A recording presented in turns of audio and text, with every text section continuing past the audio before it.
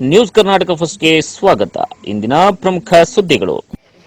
ನಮಸ್ಕಾರ, ನಾನು ಅಪೂರ್ವ ರಾಘವೇಂದ್ರ. ಈ ದಿನದ ಸುದ್ದಿ: ಬೆಂಗಳೂರು ಗ್ರಾಮಾಂತರ ಜಿಲ್ಲಾಡಳಿತ ಭವನದ ಮುಂಭಾಗದ ಆವರಣದಲ್ಲಿ ಹಾಗೂ ದೇವನಹಳ್ಳಿ ಟೌನ್ನ ಕ್ರೀಡಾಂಗಣದಲ್ಲಿ 75ನೇ ಗಣರಾಜ್ಯೋತ್ಸವ ನಡೆದ ಸುದ್ದಿ ನ್ಯೂಸ್ ಕರ್ನಾಟಕ ಒಂದರಲ್ಲಿ ವೀಕ್ಷಿಸಿ. ಬೆಂಗಳೂರು ಗ್ರಾಮಾಂತರ ಜಿಲ್ಲೆ ಜನವರಿ 26 75ನೇ ವರ್ಷದ ಗಣರಾಜ್ಯೋತ್ಸವದ ಅಂಗವಾಗಿ ಬೆಂಗಳೂರು ಗ್ರಾಮಾಂತರ ಜಿಲ್ಲಾಡಳಿತ ಭವನದ ಮುಂಭಾಗದ ಆವರಣದಲ್ಲಿಂದು ಜಿಲ್ಲಾಡಳಿತದ ವತಿಯಿಂದ ಹಮ್ಮಿಕೊಳ್ಳಲಾಗಿದ್ದ ಕಾರ್ಯಕ್ರಮದಲ್ಲಿ ಬೆಂಗಳೂರು ಗ್ರಾಮಾಂತರ ಜಿಲ್ಲಾಧಿಕಾರಿ ಡಾ ಶಿವಶಂಕರ ಎನ್ ರವರು ಡಾಕ್ಟರ್ ಬಿಆರ್ ಅಂಬೇಡ್ಕರ್ ಹಾಗೂ ಮಹಾತ್ಮ ಗಾಂಧೀಜಿ ಅವರ ಭಾವಚಿತ್ರಕ್ಕೆ ಪುಷ್ಪಾರ್ಚನೆಯನ್ನ ಮಾಡಿ ರಾಷ್ಟ್ರ ಧ್ವಜಾರೋಹಣವನ್ನ ನೆರವೇರಿಸಿ ತ್ರಿವರ್ಣ ಧ್ವಜಕ್ಕೆ ಗೌರವ ವಂದನೆಯನ್ನ ಸಲ್ಲಿಸಿದರು.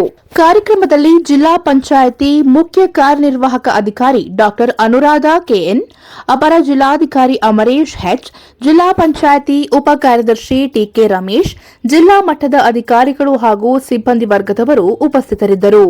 ಬೆಂಗಳೂರು ಗ್ರಾಮಾಂತರ ಜಿಲ್ಲೆ 75ನೇ ಗಣರಾಜ್ಯೋತ್ಸವದ ದಿನಾಚರಣೆ ಜಿಲ್ಲಾ ಉಸ್ತುವಾರಿ ಸಚಿವರಿಂದ ಧ್ವಜಾರೋಹಣ. ಬೆಂಗಳೂರು ಗ್ರಾಮಾಂತರ ಜಿಲ್ಲೆ ಜನವರಿ 26 ಬೆಂಗಳೂರು ಗ್ರಾಮಾಂತರ ಜಿಲ್ಲಾಡಳಿತದ ವತಿಯಿಂದ ದೇವನಹಳ್ಳಿ ಟೌನ್ನ ಕ್ರೀಡಾಂಗಣದಲ್ಲಿ 75ನೇ ಗಣರಾಜ್ಯೋತ್ಸವದ ಅಂಗವಾಗಿ ಹಮ್ಮಿಕೊಳ್ಳಲಾಗಿದ್ದ ಕಾರ್ಯಕ್ರಮದಲ್ಲಿ ಆಹಾರ, ನಾಗರಿಕ ಸರಬರಾಜು ಹಾಗೂ ಗ್ರಾಹಕ ವ್ಯವಹಾರಗಳ ಸಚಿವರು ಹಾಗೂ ಬೆಂಗಳೂರು ಗ್ರಾಮಾಂತರ ಜಿಲ್ಲಾ ಉಸ್ತುವಾರಿ ಸಚಿವರಾದ ಕೆಎಚ್ ಮುನಿಯಪ್ಪ ಅವರು ಸಂವಿಧಾನ ಶಿಲ್ಪಿ ಡಾ ಬಿಆರ್ ಅಂಬೇಡ್ಕರ್ ಹಾಗೂ ರಾಷ್ಟ್ರಪಿತಾಮಹ ಗಾಂಧೀಜಿರವರ ಭಾವಚಿತ್ರಕ್ಕೆ ಪುಷ್ಪಾರ್ಚನೆಯನ್ನ ಸಲ್ಲಿಸಿ ರಾಷ್ಟ್ರ ಧ್ವಜಾರೋಹಣ ನೆರವೇರಿಸಿ ತ್ರಿವರ್ಣ ಧ್ವಜಕ್ಕೆ ಗೌರವ ನಮನವನ್ನ ಸಲ್ಲಿಸಿದರು.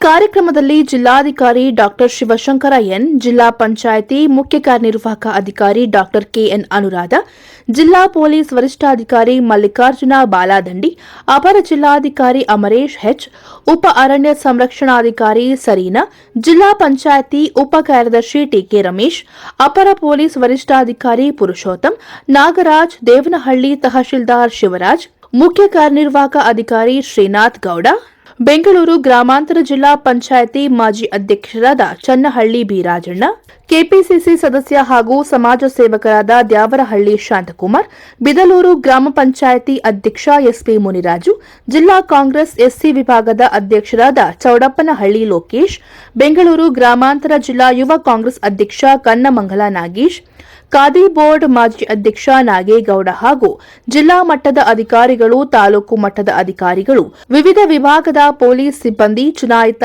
ಜನಪ್ರತಿನಿಧಿಗಳು, ಮುಖಂಡರು, ಶಾಲಾ ಕಾಲೇಜು ವಿದ್ಯಾರ್ಥಿಗಳು ಈ ಸಂದರ್ಭದಲ್ಲಿ ಉಪಸ್ಥಿತರಿದ್ದರು.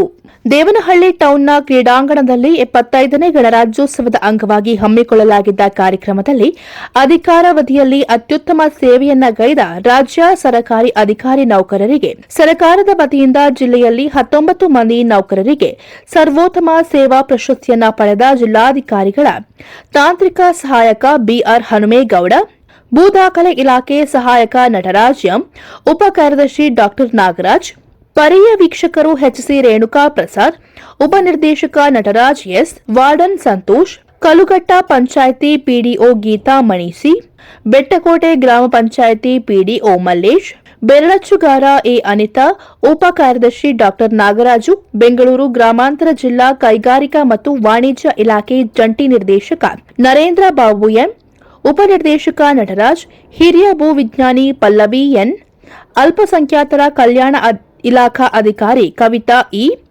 ರೇಷ್ಮೆ ಇಲಾಖೆ ಉಪನಿರ್ದೇಶಕ ಪ್ರಭಾಕರ್, ಜಾಲಿಗೆ ಗ್ರಾಮ ಪಂಚಾಯಿತಿ ಪಿಡಿಒ ಪ್ರಕಾಶ್, ಪ್ರಥಮ ದರ್ಜೆ ಸಹಾಯಕ ಹರೀಶ್ ಸಾವಂತ್, ಪ್ರಾಥಮಿಕ ಆರೋಗ್ಯ ಸುರಕ್ಷಕಾಧಿಕಾರಿ ಅನಿತಾ ಲಕ್ಷ್ಮಿ, ದೇವನಹಳ್ಳಿ ಪೌರಕಾರ್ಮಿಕ ಶ್ರೀನಿವಾಸ ಹಾಗೂ ಸಮಾಜದಲ್ಲಿ ವಿವಿಧ ಕ್ಷೇತ್ರಗಳಲ್ಲಿ ಸೇವೆ ಸಲ್ಲಿಸಿದವರಿಗೆ ಹಾಗೂ ಈ ಸಂದರ್ಭದಲ್ಲಿ ಸನ್ಮಾನಿಸಿ ಗೌರವಿಸಲಾಯಿತು.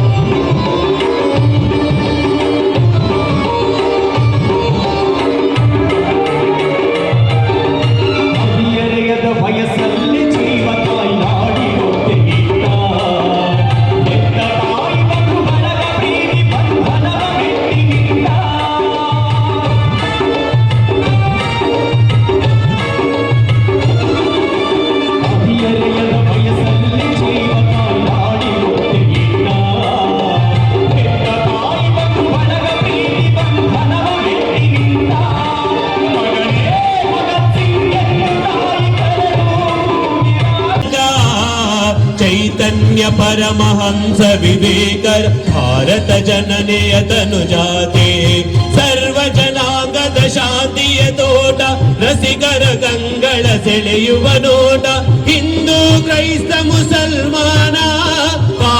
ಏಳನೇ ತಂಡವಾಗಿ ನಿಂತಿರ್ತಕ್ಕಂಥ ಎಲ್ಲ ತಂಡಗಳ ನಾಯಕರು ಗೌರವಿತ ಸಚಿವರಿಗೆ ಗೌರವ ಲಕ್ಷ್ಯ ಪಲ್ಲವಿಯರ ಆಜ್ಞೆಯನ್ನು ಪರಿಪಾಲನೆ ಮಾಡಿ ಗೌರವಿಸಿದಂತ ಜ್ಞಾನಜ್ಯೋತಿ ಶಾಲೆಗೆ ಧನ್ಯವಾದಗಳು. ಇದನ್ನು ನಿಭಾಯಿಸಿ ಬರ್ತಾ ಇರತಕ್ಕಂಥ ತಂಡ OES ಆಕ್ಸ್ಫರ್ಡ್ ಇಂಗ್ಲಿಷ್ ಶಾಲೆ ತಂಡದ ನಾಯಕ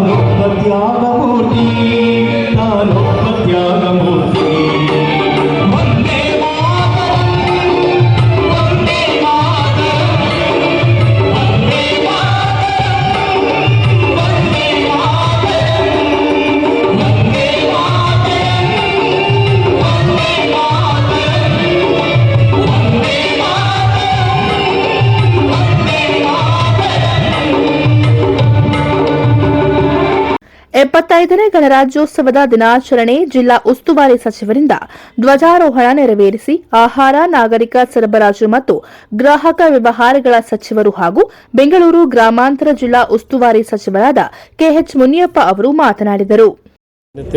ಭಾವೈಕ್ಯತೆಯನ್ನು ಕಾಪಾಡಬೇಕು.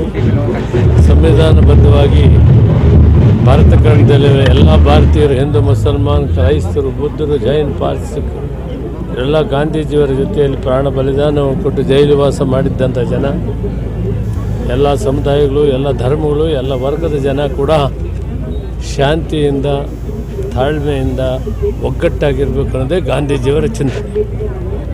ಗಾಂಧೀಜಿಯವರು ಈ ರಾಷ್ಟ್ರಕ್ಕಾಗಿ ಪ್ರಾಣ ಬಲಿದಾನವನ್ನು ಮಾಡಿ ಈ ಎಲ್ಲ ಧರ್ಮಗಳು ಕೂಡ ಪ್ರೀತಿ ವಾತ್ಸಲ್ಯದಿಂದ ಬಾಳಿ ಬದುಕಿರಿ ಅಂತ ನಮಗೆ ಸಂದೇಶವನ್ನು ಕೊಟ್ಟಿದ್ದಾರೆ.